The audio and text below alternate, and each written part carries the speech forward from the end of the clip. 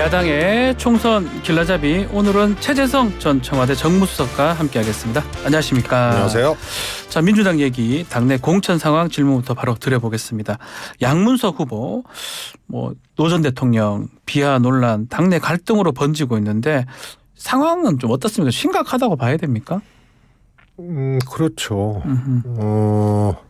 이것이 이제 선거에 미치는 영향, 네. 이거를 떠나서 우선 그 노무현 대통령 비하 발언뿐만이 아니거든요. 소위 이제 일베 사이트 같은 게 더 필요하다. 이런 얘기부터, 그다음에 또 막말로 또 징계를 받았잖아요. 네. 그게 이제 수박 관련 수박, 발언이거든요. 근데 그거보다 훨씬 더 심한 거예요. 그리고 하여튼 이 심사 과정에서 경선 자격 부여를 하지 말아야 된다. 이제 이런 의견들이 다수였는데 그냥 공관위원장이 밀어붙였다는 거거든요. 그래서 문제가 비단 노무현 대통령에 관한 그 발언만 문제가 된 것이 아니고 종합 세트거든요.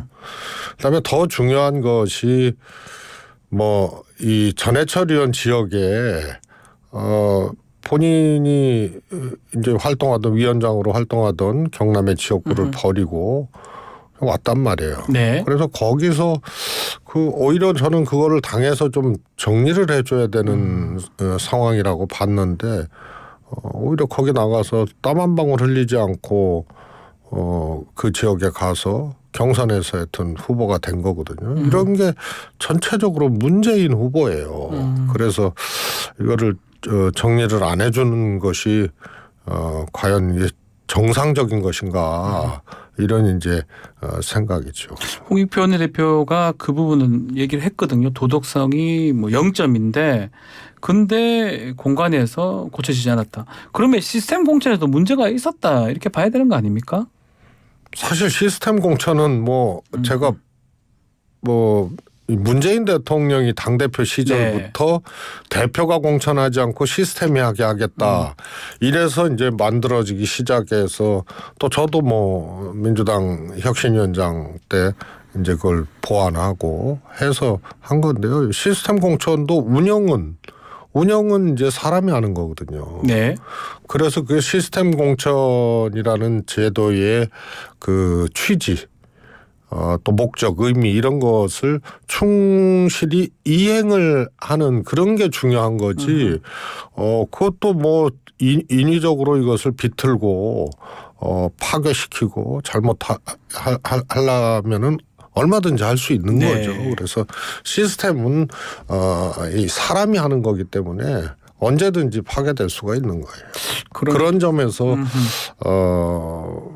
민주당의 이번 공천은 시스템 공천이라고 할 수 없죠. 그런 의미에서는 아니라 봐야 된다. 이재명 대표는 국민의 판단할 부분이다라고 하면서 사퇴에는 선을 좀 긋는 모양새거든요. 또 문제는 또 앞으로 또 말씀하셨던 그런 발언들이 나오면 총선에 어떤 영향을 줄까요? 저는 이게 참 희한한 것이 이제 선거를 규정하는 이제 큰 틀이 있잖아요. 네. 이번에는 뭐니 해도 정권 심판론이거든요. 근데 국민의힘에서는 정권 지원론도 아니고 야당 심판론도 아니고 운동권 심판론도 아니고, 하여튼 이게 막 섞여 있어요. 근데 정권 심판론에 대한 이제 국민의 동의, 이런 것이 꽤 지금 높기 때문에 적어도 이번 총선은 그게 이제 관통을 하는 그런 화두가 될 텐데요. 기준이 될 텐데요. 그런 점에서 다른 것들, 야당에서 민주당에서 공천 과정이 좀 매끄럽지 못하다든가 이런 것들이 조금 희석되는 것 같고요. 그다음에 이미 이제 본진이 굉장히 지금 소리가 크게 진도 한 7, 8 정도의 지진이 일어났었거든요. 그게 지난달이죠.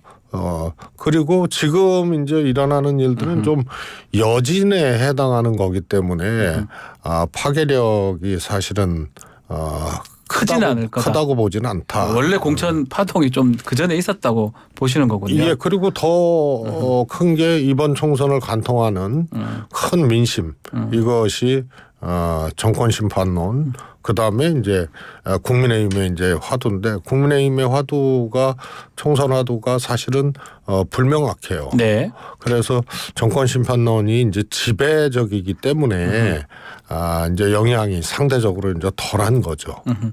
자, 또 다른 내관이 지금 강북을 지역구입니다. 박용진, 조수진 전략 경선을 하는데 참 이 경선 두고도 좀 말들이 좀 많은 것 같습니다. 어떻게 보고 계십니까? 그렇습니다. 조금 뭐라 그럴까 이해가 좀 안 간다 그래야 되나요? 저는 뭐 충분히 할 수 있다고 봐요. 박용진 의원이 네. 어떻든 후보로서 패배했잖아요. 그리고 하위 20%에 네. 속했고 그래서 감산을 받았고 그래서 결선 투표에서 졌거든요. 그래서 박용진 후보를 배제시켜버릴 수가 있어요. 패배했기 때문에. 네. 그래서 그런 지역은 이제 전략 공천을 할 수가 있거든요. 그런데 그걸 굳이 비틀어서 제도를 복잡하게 만들고 그리고 누가 봐도 박용진 후보를 떨어뜨리기 위한 이 제도구나. 이런 것을 굳이 할 필요가 있었나 이런 생각이 듭니다. 굳이. 예, 그래서 이제 끌고 가잖아요. 그러니까 박용진 패배 여진 네. 이것을 계속 끌고 가는 거거든요. 그래서 그냥 마침표를 그냥 찍고 전략 공천 해버리든지 아니면은 그냥 박용진 후보를 주든지. 그래서 이거는 뭐냐면 패배한 박용진 후보에게 공천을 줄 거냐 안 줄 거냐의 문제 아니에요? 그렇죠. 그러면 안 주면 되는 거거든요. 근데 이거를 제도를 7대3으로 또 만들고 또 이 양자 경선을 시키고 공모를 해가지고 네. 20여 명이 했는데 거기서 2명을 뽑아서 양자 경선을 시키고 그럼 이제 해보나 마나 한 거거든요. 저거 이렇게 할 필요가 없었다. 근데 박용진 얘기 들어보면 포기를 하는 게 어쩌면 맞을 수도 있는데 포기하지 않는 거 이것도 좀 해석을 많이 하더라고요. 본인의 서사를 만드는 거다. 또 이런 거라는 해석도 있던데 이건 어떻게 보십니까? 이렇게 좀 불리한데 본인한테 되게 불리한 지금 상황인데. 이 시점을 보면요. 네. 박용진 의원이 네. 이 공천제도 그러니까 경선제도 이번에 다시 실시하는 네. 경선제도의 디테일이 마련되기 전에 한 거거든요. 그래서 예컨대 정봉주 의원과 대결했던 그 경선제도였으면 저는 박용진 의원이 이긴다고 봐요. 아하.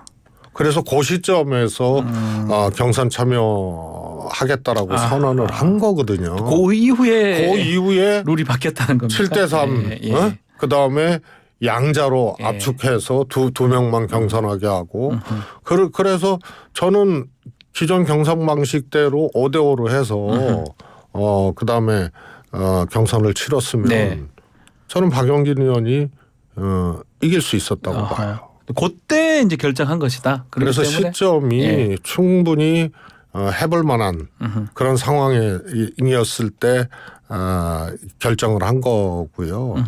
또 뭐 경선 참여로 뭐 서사를 만들고 예. 뭐 이런 거는 뭐 그게 뭐라 그럴까요? 축구로 얘기하면은 이미 이 전후반 다 끝났는데 게임 끝났는데 예. 연장전 바라고 이런 거하고 똑같거든요. 그래서 네. 서사는 앞에 이미 쓰여졌어요. 그럼 8월 달에 이제 경선이 있잖아요. 당내 경선 있을 때 뭐 지금 임종석 전 실장이라든지 박용진 의원 같은 경우는 뭔가 목소리를 내기는 쉽진 않은 상황입니까? 저는 쉽지 않다. 그러니까 목소리는 낼 수 있는데 전당대회에서 소위 말해서 대표 후보로 출마를 해서 그 대표가 되기는 쉽지가 않다. 이런 생각입니다. 왜냐하면 제도도 바뀌었고요. 네. 이길 수 있을 만한 그런 이제 근거 가능성 이런 가능성의 근거 이런 것들이 매우 박약하기 때문에 대표 도전에서 뭘 한다 이런 것이 현실화되기는 어렵다고 봅니다. 자, 민주당의 이런 내부 갈등 상황이 있습니다. 그럼에도 불구하고 용산발 리스크가 지금 커지는 분위기입니다. 뭐 이른바 이종섭 사태, 황상무 발언 이렇게 얘기하면 될 것 같은데 자, 국민의힘도 위기감 느끼는 것 같아요. 한동훈 위원장이 또 직접 이렇게 얘기를 하는 거 봤을 때는 뭔가 좀 잘못되고 있다 이렇게 느끼고 있는 것 같습니까? 그렇습니다. 근데 그 한동훈 위원장이 얘기한 이종섭 장관 부분에 대해서는 사실은 그게 좀 비껴가는 거거든요. 그러니까 기술을 부린 거죠. 네. 무슨 얘기냐면은 이거는 주요 피의자를 그것도 외교 업무를 하는 대사에 임명한 거 그 자체가 문제고. 네네네. 그리고 그래서 이제 도주대사라고 얘기를 한 거 아닙니까? 호주가 아닌. 네. 그래서 피의자를 대사 임명한 거는 아마 뭐 우리나라뿐만이 아니고 다른 어떤 나라에서도 사례를 찾아보기 어려울 거예요. 그런데 귀국해서 조사받아라. 네. 이런 거고요. 그래서 총선 전에 귀국해서 조사받아라는데 공수처가 이 조사 일정을 뭐 총선 일정에 맞춰서 미리 하고 뭐 하고 이런 게 아니잖아요. 그렇죠. 네. 그래서 이거는 한동훈 위원장이 이종섭 호주대사 임명을 취소하고 공수처 수사에 성실히 임해라. 네. 이런 말을 했어야 되는데 귀국해서 조사받아라가 그 핵심을 비껴간 얘기죠. 그래서 그거는 이게 문제가 되고 있고 국민들이 이것 때문에 또 계기가 돼서 다시 이제 정권 심판론이나 이런 네. 것들이 이제 더 강해지고 하니까 총선이 이제 불리해지는 악재가 된 거거든요. 네. 그러니까 애매하게 한 거죠. 한동훈 위원장도 그렇지만 김은혜 수석도 한 말씀 했고요. 네. 그리고 그 윤석열 대통령의 호위무사라고 불리는 이영호 뭐 지금 이종섭, 황상무 논란에 대해서 거치 좀 빨리 결단해달라 요구를 했습니다. 이분들은 정말 핵심인데도 불구하고 왜 이렇게 목소리를 같이 내는 겁니까? 아니 핵심이 아니면 이걸 피해갈 수가 없잖아요. 악재가 터져서 네. 이종섭 악재가 터져서 총선에 지장이 지금 생겼고 그래서 이거를 얘기를 해야 되는데 호주 대사 임명 취소해라. 네. 이 얘기를 못 하고 귀국해서 조사받아라. 근데 귀국해서 언제든지 받겠다는 거 아니에요? 네.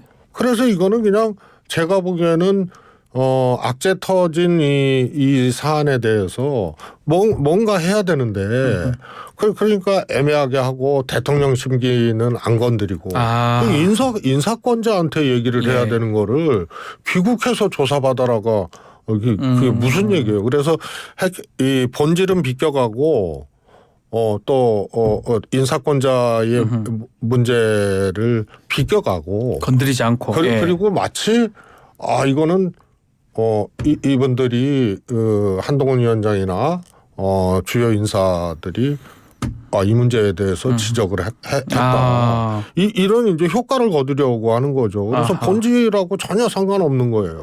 그래서 그런지 대통령실 입장 변화는 없는 것 같습니다. 말씀처럼 소환 없이 마냥 대기하는 거 부적절하다라고 좀 얘기를 했고 황상무 수석 같은 경우는 언론에 우리 압력 행사한 적도 없다라고 하면서 정면 돌파를 택했던 걸로 보입니다. 뭐 어떻게 보십니까? 뭐 대통령이잖아요. 네. 인사권자가 대통령이기 때문에 대통령의 생각이 그런 거지요. 네. 그래서 안 변하는 거예요. 그렇게 계속 간다 그러면 뭐 당에서 요구하는 것도 있고 그러면 한동훈 위원장하고 윤석열 대통령하고 또다시 충돌할 가능성도 배제할 수 없는 거 아닙니까? 충돌 안 하는 거 아닙니까? 그걸 맞췄다는 겁니까? 그걸 딱? 아니 그걸 뭐 입을 맞췄던 뭐 미리 조율을 했든 뭐 하든 간에 네. 총선을 치르는 당으로서 악재를 일종의 이제 피해가는 네. 혹은 대충 무마하는 거고요. 효과는 그 스킬, 메시지의 스킬로 지금 마치 이제 다른 결인 것처럼 얘기하는 거예요. 근데 그게 귀국해서 조사받아라가 그게 이 문제를 해결하는 방식이 아니잖아요.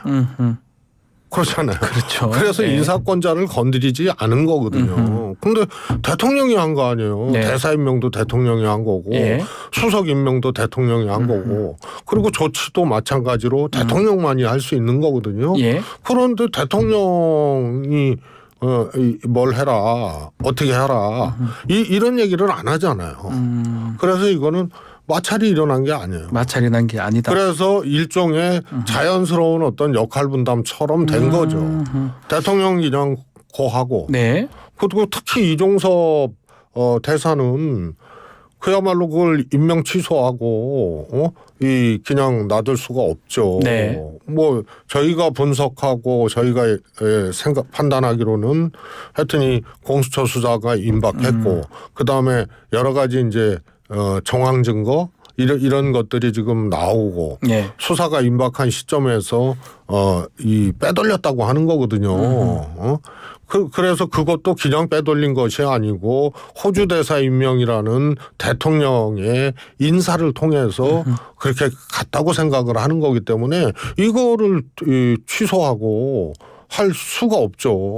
그런 상황이다. 상식적으로 호주 대사를 이종섭 장관 아니면은 뭐 할 사람이 없습니까? 근데 굳이 그렇게 빼돌린 이유가 저희로서는 명확하기 때문에 그래서 방탄 도주거든요. 네. 저거는 대통령 방탄 도주. 그래서 되돌릴 수 없는 거죠. 그러니 대통령은 그냥 고하고 호주 대사 문제, 예. 이종섭 장관 문제를 그냥 원래대로 그렇게 할 수밖에 없는 거예요. 황상무 황수석은 모르겠어요. 상대적으로 조금 더 다른 문제이기 때문에 네.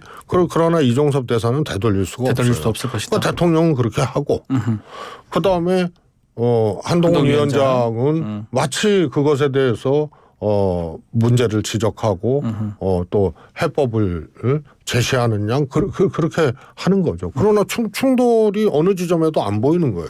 자, 이게 지금 정권 심판론에 어떤 불을 붙이는 격으로 보이는데 또 하나 더 질문 좀 드려보면 조국 혁신당도 좀 가세하면서 이 정권 심판론 민주당과 시너지를 내고 있다 이런 평가가 있는데 그 부분도 어떻게 좀 보시는지요? 실제로 그렇게 나타나는 것 같아요. 네. 뭐 이렇게 상식적으로 보면은 이렇게 예측할 수 있잖아요. 파이는 하나인데. 네.